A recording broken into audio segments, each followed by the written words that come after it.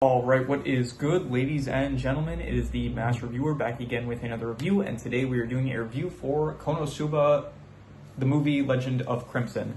This is going to be the first review that I do for a non-solo anime movie. I think I'm calling the playlist anime, in parentheses, series movies, so as in there are certain anime shows that have movies tied to them, and so I am going to start reviewing them. So I'm doing this one. Afterwards I'm going to do the Cowboy Bebop movie, and so just in general I'm going to start reviewing these as well, and this is the first one. So anyway, so let us just begin, starting off with the plot. So the plot of the film is that at the very start, Yoon, she ends up getting a letter from her village, the village of the Crimson Demons, that the first half is a real letter that is basically saying that the Devil King sent a demon general to attack the village, and the second half of the letter is made up. It was a made-up story by her classmate that basically said that although her entire village was wiped out and that she needs to have a child with some loser from a village, and that their child will end up defeating the Devil King. So it was a made-up story by one of Yoon's classmates, and Kazuma, he's happy about it. He is willing to go through with the plan, but then they end up realizing that it's just a story, so they end up deciding to check up on the Crimson Devil village anyway. Crimson Demon. So they go to the Crimson Demon village in order to just make sure that everything's all right, and while they're there, the first half of the movie is basically just like kind of learning about the Crimson Demons. We get introduced to Megumin's family, we get introduced to some of her classmates and stuff, and they do have this, they're also kind of like picking up where they left off from season 2, where Kazuma is planning a deal with Vanir, where he is going to sell the intellectual rights to the Japanese products from his world in order to, Vanir will buy it off of him, and then he'll get paid 300 million eris, and so he will be rich.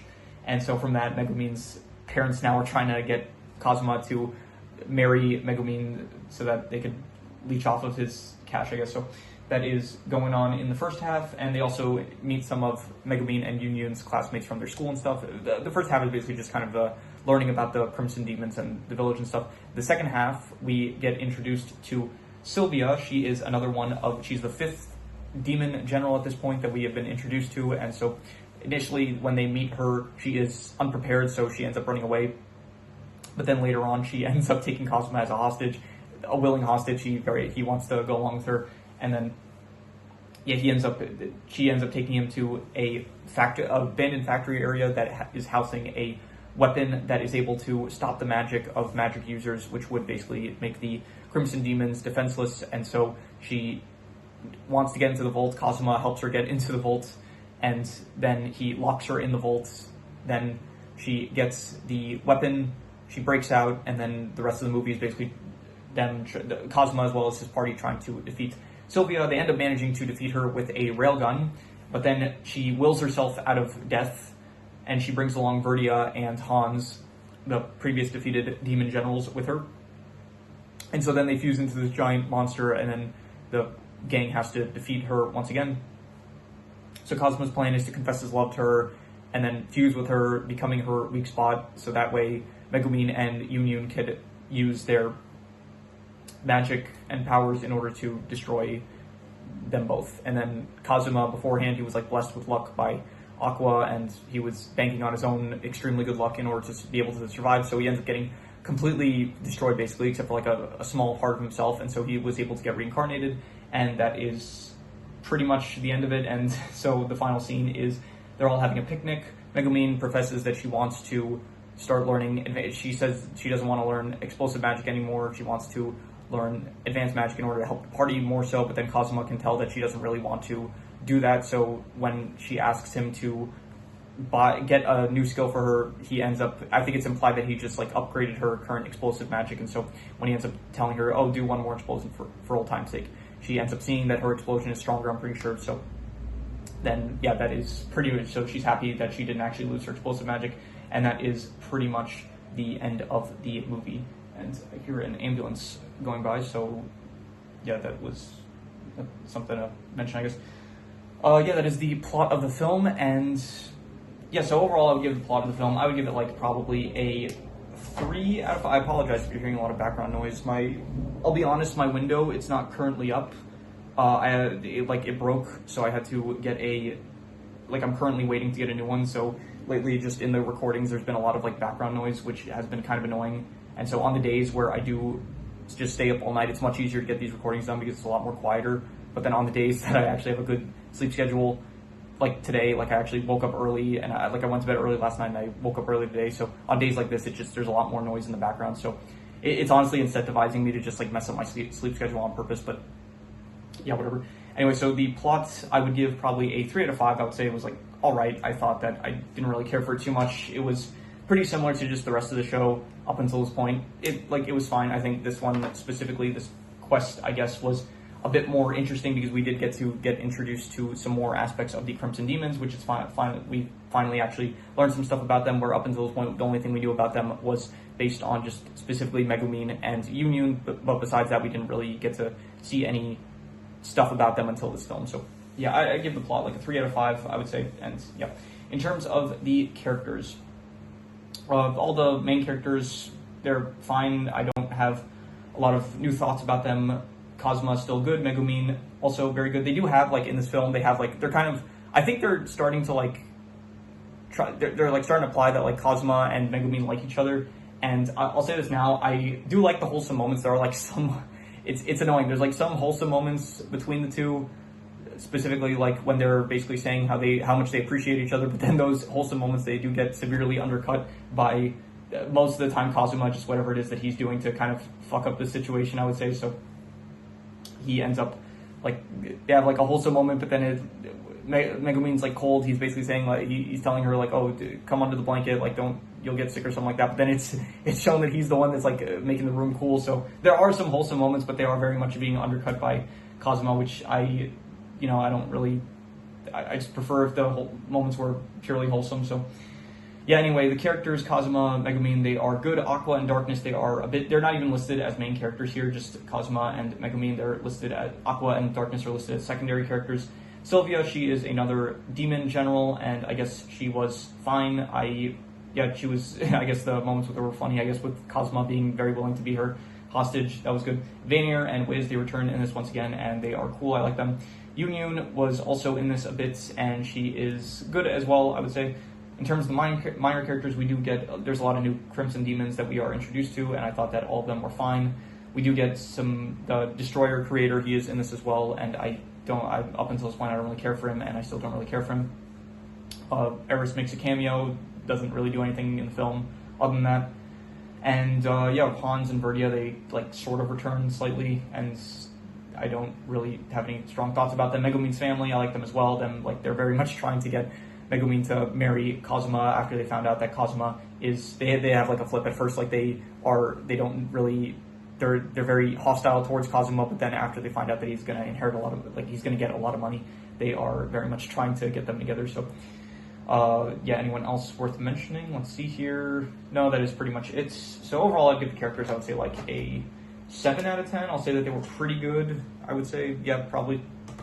Yeah, in terms of the settings, besides, I think it's called Axel, like the town of Axel, which I think that is what the tutorial town is called after 2 seasons in a movie. I think I finally learned the name of the tutorial town. So I think it's called Axel. The movie itself doesn't really take place too much in Axel. It takes place mostly in the town of the Crimson Demons, which I don't actually remember the name of. So I'm going to check real quick. Google is wrong, which it is like half the time. It's called the Crimson Demon Village, so I guess that kind of sounds right. And so, yeah, anyway, it's a nice setting. I did like it. I thought it was a cool area, probably up until this point. We've only seen Axel, and besides Axel, we've seen Arkenledia and like some dungeons and stuff. I think this place was probably the best place besides Axel that we've seen up until this point in the series, I guess. So I will say that the settings, I'll go with 7 out of 10. I'll say pretty good for the settings. In terms of the art style, I'll go another 8 out of 10 as usual for this show / this specifically, in this case it's a movie. I'll say that the art style, it is still great. I have no other new thoughts about the art style. I would say for this film, it's a lot flashier because it is a film, so I'm assuming they had a larger budget to work with. The animation is not like much better than the actual series, but I do think that this film has like a lot more visuals going on in it. So even so, I'll just say 8 out of 10 greats. In terms of the comedy, this one had some funny moments, definitely. I would give it probably a 7 out of 10. Pretty good. Not some of the best of the series, but also definitely some good bits in there that I did enjoy a lot of it. It does still feel like, you know, they're going with a lot of... It's like the same kind of comedy that we had up until this point, like a lot of Kazuma being perverted and stuff. Some more stuff with, I guess... I don't know, it feels like when it's not the main series, when it's like an OVA or in this case a movie, it's like they're more willing to use perverted comedy, it feels like. So yeah, but there was some pretty good moments, I would say. So definitely there was some stuff that I laughed out loud at. So I'll go 7 out of 10. In terms of the worst thing, I'll say the worst thing was all the wholesomeness that was like undercut by the perverted nature of Kazuma. I'll say I'm gonna give that like I'm gonna go a 4.5. That was not good. I did not like it, and I just kind of wish that it was just a bit more. You know, because Kazuma and Megumin, they are kind of wholesome together, and so just if those moments were more, they could have been, those moments between them could have been better if it wasn't for Kazuma just like doing what he normally does. So yeah, in terms of the best thing I will say is probably, I'm not sure, I guess like getting introduced to the new characters. I'll say like all of the introduction of like Megumin's family and like learning about the Crimson Demons. I'll say that was probably my favorite part about the film, like all the new stuff that had to do with the Crimson Demons. I will say that stuff was, I'll go like a 7 point. I would say that's my favorite thing, but I did end up giving the art style an 8 out of 10. So that does. So what I do in these situations has been a while since I've done. I think I used to, like when I first started this channel, in the first few reviews, I ended up saying something about that, where it's like sometimes the best thing, in my opinion, will have a lower score than some other score that I gave, but like the best score is worth more or something like that. So I don't remember what I do in this case. So I did like the aspects of like the Crimson Demon Village. So I guess I'll just give it an 8 to not cause confusion with myself. So yeah, I'll say 8 out of 10 for the Crimson Demon moments, I guess, like with Megumin's family, as well as the other, just the people of the town and stuff, that I will give an 8 out of 10, as well as the art style, I guess another 8 out of 10. So yeah, best thing 8 out of 10, I'll say. So, and yeah, there's all I already mentioned the stuff about the wholesome moments being undercut, I'll say. So I am just going to do the calculations. So King Crimson, it comes out to about a 6.5, but I think I'd give it more than that. I'd honestly give it like between a 7 to a 7.5. I would say it was between pretty good and very good, and I'm going to be kind of harsh with it. I'm just going to call it pretty good. But it's about on par as like the first. I think the first season I gave a 7 out of 10. I think I gave the second season like a 6.5, and I think this is about as good as the first season, if not even a bit better, I'd say. So, you know what? I'll be generous. I'll say like between a 7 to a 7.5. I'll say between pretty good and very good, I'll say. So yeah, that is pretty much all there is to it. So if you have any recommendations, any shows, movies, video game stories, anime, manga, web series, anything that you want me to review, leave it in the comments. I will maybe possibly check it out. With that said, that is pretty much all there is to it. So let's leave it at that.